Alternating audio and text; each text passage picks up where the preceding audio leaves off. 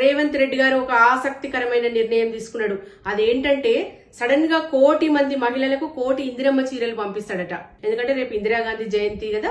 ఏంటబ్బా సడన్ గా బతుకమ్మ పండుగ కూడా అయిపోయింది, అప్పుడు కూడా చీరలు సారెలు ఎన్నో మభ్యపెట్టిండు, ఇవ్వనే లేదు. మరి సడన్ గా ఇప్పటికిప్పుడు 1 కోటి మంది మహిళలకు మన ఇందిరమ్మ చీరలు ఇస్తా అంటున్నాడు ఎందుకా అని ఆలోచిస్తే రేపు పొద్దున గ్రామ పంచాయతీ ఎన్నికలు ఉన్నాయి కాబట్టి సడన్ గా ఈ నిర్ణయం తీసుకోవడం చెప్పేసి అర్థమైపోతుంది. మరొక్కసారి మహిళలను, ఎందుకంటే గత ఎన్నికల్లో మహిళల్ని మభ్యపెట్టిండు, గెలిచిండు, మళ్ళా అదే పంతాలో రేపు పొద్దున గ్రామ పంచాయతీ ఎన్నికలు ఉన్నాయి కాబట్టి మరోసారి చీరలు సారెలు అని ఏదో అబద్ధపు నాటకాలు మరొక్కసారి మహిళల మీద మోసపూరిత హామీ ఇవ్వడానికి రేవంత్ రెడ్డి గారు నిర్ణయం తీసుకున్నారు.